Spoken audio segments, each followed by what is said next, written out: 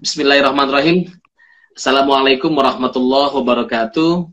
Selamat sore teman-teman sekalian. Salam sejahtera untuk kita semua. Terima kasih sudah meluangkan waktu untuk hadir di sini, terutama kepada Profesor Dr. Kausar Azhari Nur. Di Nur Kholis Medical Society, beliau adalah pemimpin redaktur jurnal Titik Temu, pemimpin redaksi jurnal Titik Temu, dan sekarang akan hadir bersama kita untuk membicarakan satu topik yang sangat penting di dalam konteks puasa, yaitu menggali makna puasa di dalam tradisi tasawuf. Teman-teman sekalian, ini topik yang tadi saya katakan topik yang sering diperbincangkan, tetapi bersama Pak Kausar kita akan tentu saja akan mendapatkan perspektif yang baru, perspektif yang lain yang biasa dibahas oleh banyak kalangan. Nah, terkait dengan makna puasa ini di dalam tradisi tasawuf, tentu dia berbeda dengan yang biasa kita biasa kita jumpai atau biasa kita dengarkan. Pak Kausar sebagai sebagai guru besar begitu, nanti banyak akan memberikan kita konteks, lalu kemudian juga memberikan perspektif baru tentang apa itu makna puasa di dalam tradisi tasawuf yang tentu saja berbeda dengan yang biasa kita jumpai. Silakan Pak Kausar, waktunya saya berikan kepada Pak Kausar sekitar 15-20 menit pertama. Setelah itu saya undang teman-teman untuk memberikan komentar, lalu kemudian memberikan pertanyaan. Tentu saja nanti kita akan dialog setelah paparan Pak Kausar. Silakan, waktunya saya berikan. Assalamualaikum warahmatullahi wabarakatuh. Waalaikumsalam warahmatullahi wabarakatuh. Alhamdulillahi rabbil alamin, wassalatu wassalamu ala asyrafil anbiya wal mursalin wa ala alihi wa sahbihi ajmain. Pertama kali saya tidak lupa mengucapkan terima kasih kepada Nur Kholis Medical Society atas kehormatan yang diberikan kepada saya untuk menjadi narasumber dalam acara Enlightenment Session Ramadan ya. Yeah. Dengan topik menggali makna puasa dalam tradisi tasawuf ya. Tentu berbeda kalau kita membicarakan puasa dalam fikih itu. Karena kalau tasawuf itu lebih menekankan aspek spiritual tanpa mengabaikan aspek lahiriah. Jadi itu harus diperhatikan ya. Dalam kesempatan ini perlu kita mengingat kembali bahwa puasa yang sekarang kita tunaikan adalah puasa Ramadan. Sekarang udah tahu semua. Begitu juga dalil-dalilnya ya. Menunaikan ibadah puasa Ramadan adalah salah satu rukun Islam. Saya kira semua udah tahu, dalilnya juga udah tahu. Hukumnya pasti wajib. Kalau yang namanya rukun ya wajib bagi mukallaf, yaitu orang-orang yang dibebani kewajiban berdasarkan Al-Quran, hadis Nabi Shallallahu Alaihi Wasallam, dan disepakati oleh ulama ya, baik para ulama fakih, para mutakalim, dan para sufi. Nggak ada itu perbedaan soal wajibnya puasa ya. Saya mungkin tidak akan menyebutkan ayat Quran ya, silahkan kutiba alalladzina amanu kutiba dan terusnya hadis ya buniyal Islam. Sekarang itu menghemat waktu ya. Yang penting diketahui adalah bahwa ibadah puasa mempunyai keistimewaan dan kemuliaan ya dibandingkan dengan ibadah lain ya. Saya di sini akan mengutip beberapa hadis yang menunjukkan keistimewaan dan kemuliaan yang dikutip oleh para sufi ya. Di dalam pembicaraan ini saya akan menampilkan terutama Imam Al-Ghazali ya, Abu Hamid Al-Ghazali dan Ibn Arabi, sufi besar dari Andalusia. Di antara hadis-hadis itu adalah sebagai berikut ya. Ini dikutip oleh Imam Al-Ghazali dalam Ihya ya, dalam kitabnya Ihya Ulumuddin. Nabi Shallallahu Alaihi Wasallam bersabda, puasa adalah seperdua sabar. As-saumu ya,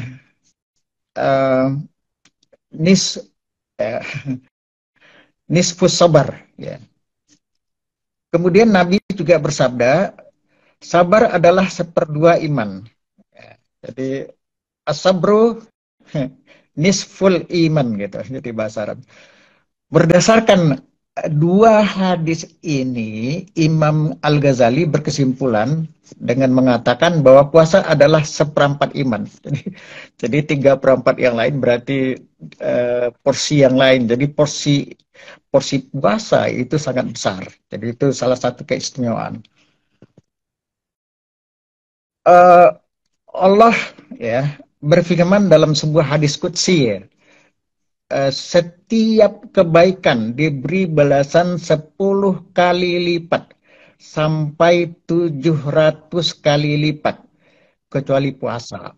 Sungguh puasa adalah untukku dan akulah yang membalasnya. Di sini aku adalah Tuhan ya, kata besar. Biasanya dalam hadis-hadis qudsi itu selalu Tuhan bicara menggunakan kata aku. Jadi tidak menggunakan kata orang ketiga, enggak selalu, karena itu langsung orang pertama gitu. Untuk menguatkan hadis-hadis yang barusan saya sebutkan, Imam Ghazali mengutip firman Allah Subhanahu wa taala ya, innama yuwaffas sabiruna ajrahum bighairi hisab ya. Ya, terjemahannya adalah sungguh ya, orang-orang yang sabar akan diberi balasan penuh tanpa batas ya, atau tanpa perhitungan. Dalam bahasa Arab itu bighairi hisab, tanpa perhitungan atau tanpa batas. Teman-teman sekalian, di dalam ayat yang barusan dikutip itu disebut kata as-sabirun, itu jamak ya. As-sabir itu satu orang, as-sabiruna orang banyak ya, orang-orang yang sabar. Sejalan dengan hadis bahwa puasa adalah 1/2 sabar, maka Imam Al-Ghazali mengatakan puasa adalah 1/2 sabar dan pastilah balasannya melampaui ukuran dan perhitungan. Gitu.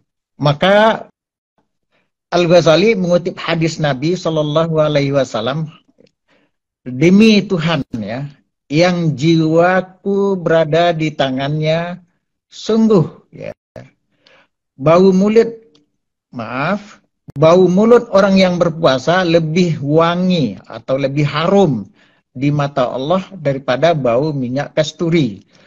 Allah Azza wa Jalla berfirman, orang yang berpuasa meninggalkan makan dan minum karena aku di sini Tuhan ya, maka puasa adalah untukku dan akulah yang membalasnya. Jadi ini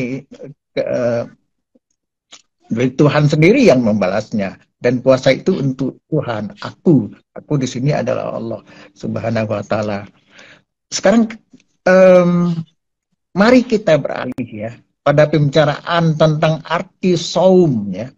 Dalam Quran juga siam, saum, tapi dalam Quran kutiba alaikumus siam, saum itu sebenarnya sama. Yang diterjemahkan dalam bahasa Indonesia dengan puasa ya. Ketika menjelaskan kemuliaan puasa dengan dinisbahkan kepada Allah, Imam Al-Ghazali mengatakan bahwa kemuliaan itu mengandung dua arti. Jadi di mana sih kemuliaan puasa itu? Di sini Imam Al-Ghazali menjelaskan kemuliaan itu terkandung dalam dua arti atau dua makna. Pertama, ya, ini dalam bahasa Arabnya begini, an-sauma kafun watarkun. Jadi puasa adalah menahan diri, kafun menahan diri, dan tarkun meninggalkan sesuatu. Puasa itu sendiri, kata Al-Ghazali melanjutkan, adalah rahasia yang tidak dapat disaksikan atau dilihat dengan kasat mata. Semua amal ketaatan dapat disaksikan dan dilihat oleh orang lain, sedangkan puasa tidak dapat dilihat kecuali oleh Allah. Karena puasa adalah amal batin dengan sabar dan bersifat abstrak ya. Tidak konkret, tidak dapat dilihat oleh mata. Jadi kalau sholat kan disaksikan oleh orang lain, sholat, apalagi sholat berjamaah. Haji misalnya, apalagi orang haji ramai disaksikan. Kalau puasa bisa tidak disaksikan, ngumpet dalam kamar misalnya. Jadi tahu-tahu minum dalam kamar, nggak ada orang tahu kan. Jadi kalau kalau sholat Betul, betul. nggak gitu ya kan. Iya. Jadi rahasia gitu.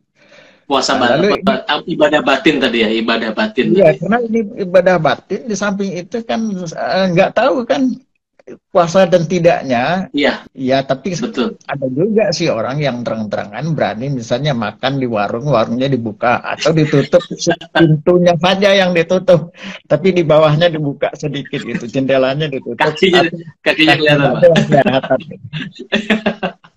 Kalau itu kan di rumah makan, tapi kalau mau ngumpet di rumah kan nggak ada orang yang tahu Iya, kan, gitu. iya. Itu makna pertama tadi ya.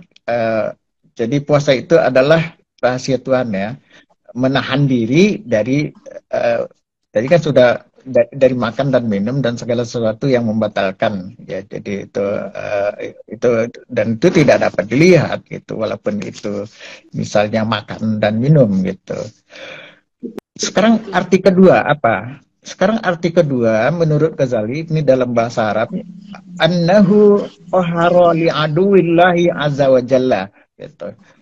Saya nggak akan kutip penuh bahasa Arabnya, cuma ini yang paling penting nih. Annahu qahara li aduwillahi azza wa jalla. Puasa mengalahkan. Qahara itu artinya kata kerja ya, mengalahkan. Jadi al-qahirah itu kota penakluk ya. Yang mengalahkan. Kota yang jadi Kairo, Qahirah. Jadi Qahar, salah satu nama Tuhan itu Qahar, yang maha menaklukkan, menundukkan ya. Jadi artinya saya terjemahkan dalam bahasa Indonesianya, puasa adalah mengalahkan, menaklukkan li'aduillah, musuh Allah. Siapa sih musuh Allah itu? Atau apa sih musuh Allah itu? Yaitu setan. Imam Al-Ghazali melanjutkan bahwa saluran setan adalah syahwat. Ya, dalam bahasa Arabnya itu jamak sebenarnya, syahwat itu pluralnya syahwa ya. Jadi apa sih syahwat? Syahwat itu adalah apa yang nikmat dan lezat ya, seperti minum, makan dan bersetubuh. Itu kan enak kan?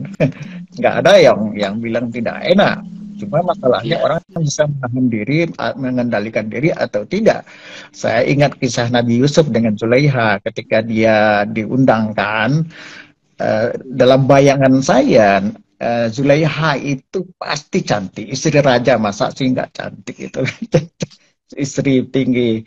Kan diundang ya. Apa namanya, kan digoda lah.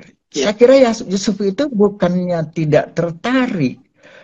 Pasti tertarik. Kalau orang normal pasti tertarik kepada yang cantik gitu.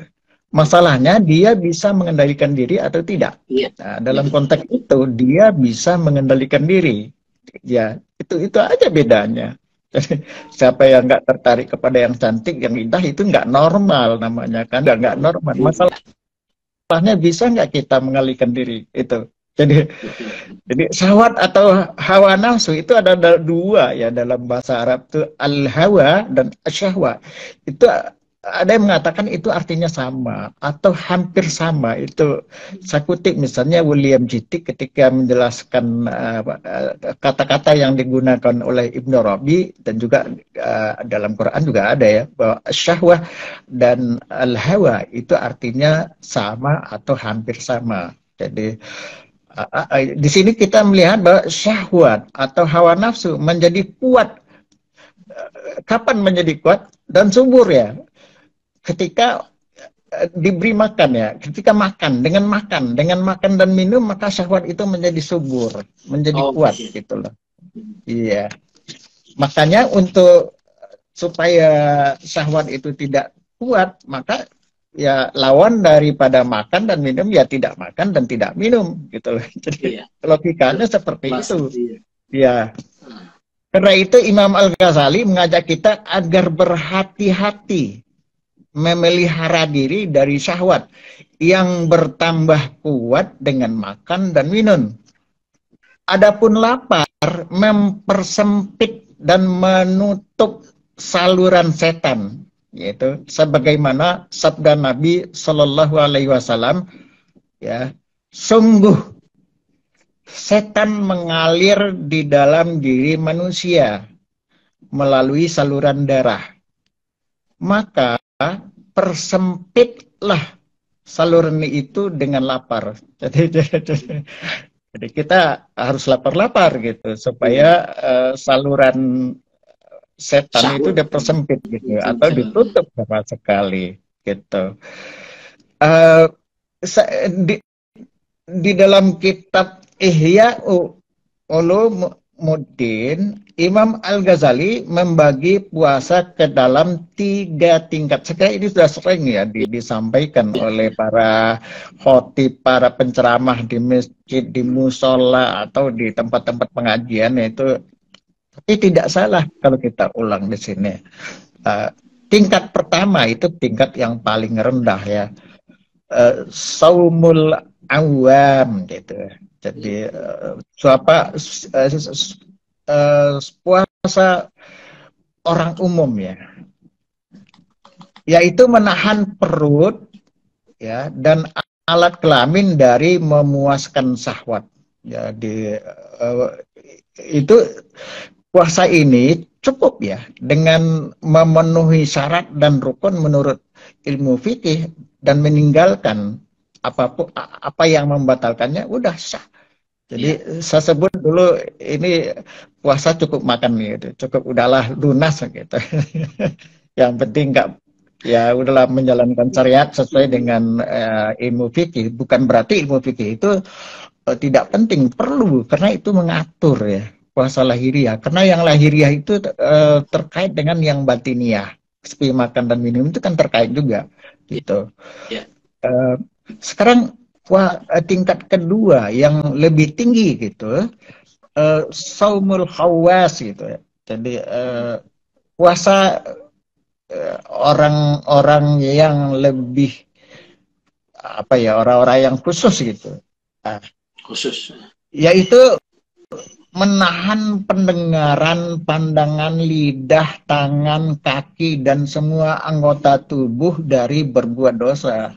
Jadi ya pendengarnya telinga ya, pandangan mata, lidah, lidah ngomong, tangan memegang, kaki berjalan, dan anggota tubuh lainnya dari dosa. Sekarang itu kan terutama mungkin lidah nih, ini yang berita bohong di medsos. Caci maki, ujar kebencian, dan ya saya kira sangat relevan gitu kita bicarakan apa namanya puasa menurut para sufi, termasuk yang tingkat kedua ini. Kemudian ada puasa yang lebih tinggi atau yang paling tinggi tingkatnya ya, puasa tingkat ketiga, saumul khawasul khawas ya, khawasul khawas ya, puasa orang-orang khusus yang lebih khusus lagi. Ini bagaimana ya terjemahan Indonesianya? Kalau Sedusen Nasir menerjemahkan khawasul khawas itu the elites of the elites gitu. Jadi orang-orang yang tinggi tingkatnya, bukan elit politik ya, ini elit spiritual gitu. Kita kan sering mendengar kata elit ya, elit itu kan orang tinggi ya. Ya, jadi ini puasa para nabi sebenarnya, puasa para wali, yaitu puasa hati ya, kalbu ya, dari keinginan kuat yang rendah dan pikiran-pikiran duniawi ya, dan menahan diri dari segala sesuatu selain Allah. Jadi apapun yang memalingkan hati kita dari Allah itu harus ditinggalkan. Jadi puasa ketiga ini itu puasa yang paling sulit bagi kita ya. Tapi itu hanya mungkin bisa dilakukan oleh para wali dan para nabi gitu. Kalau ada yang halal, tetapi misalnya kita udah pikiran kita udah menyiapkan buka puasa makan yang enak. Itu kalau menurut para sufi, puasa yang tingkat ketiga ini sudah dianggap dibatalkan. Karena pikirannya sudah berpaling ke makanan, meskipun puasa gitu.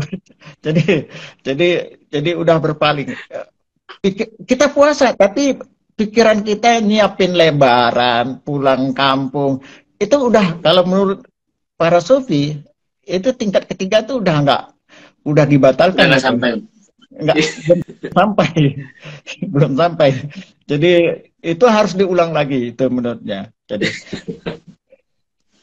kita dapat menyimpulkan bahwa saumul khawas, puasa khusus ya, orang-orang khusus adalah penyucian hati dari segala perbuatan tercela. Tadi kan perbuatan tercela itu banyak ya, berbohong, mencaci maki, bergunjing dan seterusnya. Sedangkan saumul khawasul khawas, puasa orang-orang khusus yang lebih khusus lagi, bukan hanya penyucian hati dari perbuatan-perbuatan tercela, tetapi juga dari segala sesuatu yang memalingkan hati dari Allah. Oh, ini terlalu tinggi ya. Jadi yang halal pun, tapi kalau memalingkan hati dari Tuhan, itu dianggap ya udah batal atau dibatalkan gitu. Harus dibangkitkan lagi atau diulang lagi. Ya, sekarang mari kita membicarakan pandangan Ibnu Rabi ya, beralih kepada Ibnu Rabi tentang makna puasa. Sufi besar dari Andalusia ini mengatakan, ya saya sebut bahasa Arabnya, an-nasauma huwal imsaku warrif'ah. Jadi bahwa puasa, an-nasauma, bahwa puasa huwal imsak adalah menahan ya, menahan diri, warrif'ah, dan tinggi gitu. Atau derajat yang tinggi. Sufi besar dari Andalusia ini mengatakan ya, ini dia apa sih arti tinggi itu untuk menguatkan pendapatnya, maka dia juga mengutip misalnya bahasa Arab itu soman nahar idza irtafaha. Jadi siang hari atau matahari itu meninggi apabila dia naik tinggi gitu. Soman nahar idza irtafa'a. Jadi itu menguatkan pendapatnya bahwa kata rif'ah artinya naik atau tinggi atau meninggi, ketinggian. Rif'ah itu kata benda ya, kalau irtafa'a itu kata kerja. Jadi rif'ah itu tinggi atau tingginya. Bahasa Indonesia itu kan kata kerja dengan kata benda itu kadang-kadang susah dibedakan atau malah berubah artinya. Turunnya Al-Quran, kalau keturunan Al-Quran kan nggak enak ya nuzulnya. Jadi kata nuzul gitu kan, tapi nazala turun juga ya. Udahlah, itulah bahasa Indonesia. Mengapa dikatakan bahwa puasa adalah tinggi? Mengapa sih puasa dikatakan tinggi? Jawabannya, karena puasa mempunyai derajat tinggi di atas semua ibadah lain. Dan puasa ditinggikan derajatnya di atas semua ibadah lain oleh Allah dengan meniadakan keserupaan ya, dengan mengadakan keserupaan dengannya. Jadi, artinya tidak ada ibadah lain yang serupa, setara atau sebanding dengan puasa. Jadi Ibnu Arabi itu menjelaskan betapa tingginya derajat puasa. Jadi betapa tingginya derajat puasa karena tidak ada ibadah lain yang serupa dengan puasa, sehingga Allah Subhanahu wa taala menghubungkan puasa dengan dirinya, diri Tuhan ya, yang tidak sesuatu pun yang serupa dengannya, sebagaimana firman-Nya, laisa kamislihi syai'un, tidak sesuatu pun yang serupa dengannya, yaitu surat Asy-Syu'ara ya. Jadi laisa kamislihi syai'un itu bahwa tidak sesuatu pun yang serupa dengan Tuhan. Puasa sejalan dengan itu. Saya tidak mengatakan sama dengan Tuhan ya. Tidak ada ibadah yang serupa, setara atau sebanding dengan puasa. Jadi itu. Teman-teman sekalian, puasa dengan tujuan takwa berfungsi menyucikan hati dari perbuatan tercela. Seperti tadi sudah saya sebutkan beberapa ya, perbuatan-perbuatan tercela, berbohong, menipu, menfitnah, bergunjing, mendengar yang tidak bermanfaat, melakukan kekerasan, menghina, dan mencaci maki. Puasa yang paling tinggi tingkatnya adalah puasa yang bukan hanya menahan diri dari perbuatan-perbuatan yang membatalkannya dan perbuatan-perbuatan tercela, tetapi menjauhi segala yang memalingkan hati dari Tuhan. Nah, ini puasa tertinggi ya. Uh, saya masih ingat dulu ketika saya ikut retreat ya dengan Syekh Kabir Helminski ya, uh, apa namanya, dia pernah mengatakan bahwa tasawuf itu adalah purification of the heart, pensucian hati. Jadi puasa dalam konteks ini juga pensucian hati gitu. Iya, Jadi mensucian hati ya. Jadi tidak menjauhi perbuatan-perbuatan tercela itu kan sama dengan pensucian hati. Mensucikan hati terbuat dari perbuatan-perbuatan tercela adalah ya berijtihad, memerangi hawa nafsu di dalam diri kita.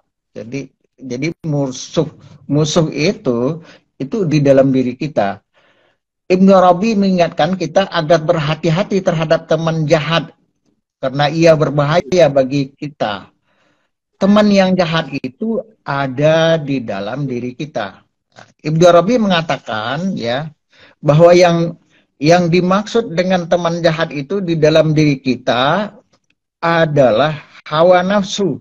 Itu di dalam, saya kutip dari kitabnya At-Tadbirat Al-Ilahiyah ya. Jadi dia melanjutkan, ini saya terjemahkan dalam bahasa Arabnya, dari dalam bahasa Indonesianya, ia mengatakan teman itu al-qarin ya, dalam diri Anda itu adalah hawa nafsu Anda sendiri. Jadi dikatakan ya, lalu dia mengutip ayat Quran ya, dikatakan perangilah hawa nafsu Anda perangilah hawa nafsu Anda karena ia adalah musuh Anda yang paling besar. Lalu ia mengutip ayat Quran, Allah berfirman ya, ya ayyuhalladzina amanu qatilul ladzina yalunakum minal kufar. Hai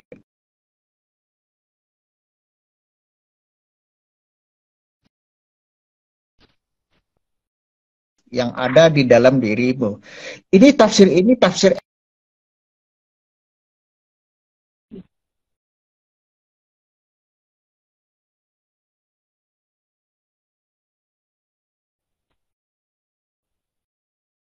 di perang Tabuk misalnya, atau musuh-musuh perang Badar, perang Uhud.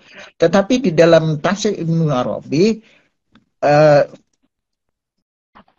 kufar di sini yalunakum minal kufar sesuai dengan arti harfiahnya, yaitu musuh yang dekat dengan kamu. Yang dekat dengan kamu itu ya ada di dalam diri.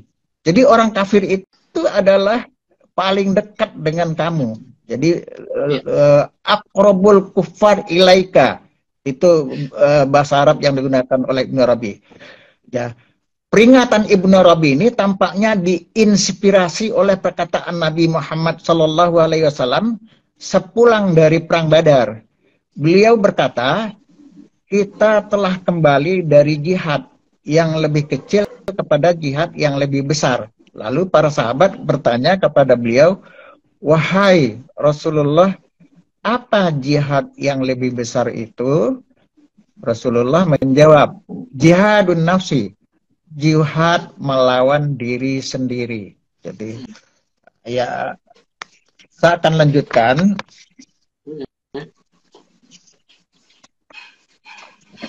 Atau kita masih ada beberapa Pak Kausar? Atau kita mau mendengarkan beberapa? Ya, sedikit. Ya, saya lanjutkan. Baik. Ini kan pesannya, pesan spiritual ya. Pesan spiritual bahwa kita harus berperang melawan hawa nafsu seperti disampaikan di dalam Al-Quran dan hadis Shallallahu Alaihi Wasallam. Sejalan dengan pesan yang disampaikan dalam kitab Mahabharata, teks suci agama Hindu, bagian dari Mahabharata. Jadi Bhagavad Gita ya, bagian dari Mahabharata, salah satu epos Sanskerta kuno. Kisah dalam Mahabharata pada hakikatnya bertujuan untuk melukiskan bahwa di dalam diri setiap manusia ada kekuatan-kekuatan baik dan kekuatan-kekuatan jahat yang berperang. Dalam kisah itu, para Pandawa mewakili kekuatan-kekuatan baik yang berperang melawan para Kurawa yang mewakili kekuatan-kekuatan jahat. Dengan membaca Al-Quran dan hadis-hadis Nabi seperti dipahami oleh para sufi dan juga membaca Bhagavad Gita, kita akan memahami lebih baik kehidupan sebagai peperangan batiniah yang abadi antara kekuatan-kekuatan baik dan kekuatan-kekuatan jahat. Kita belajar bahwa musuh-musuh hakiki kita bukan di luar diri kita, tetapi di dalam diri kita. Seperti dendam, kebencian, kemarahan, kerakusan, dan ketamakan. Tasawuf sebagai jalan spiritual adalah salah satu atau bahkan mungkin satu-satunya solusi untuk memenangkan perlawanan melawan musuh-musuh itu. Terima kasih, silahkan kalau ada yang bertanya atau memberikan komentar.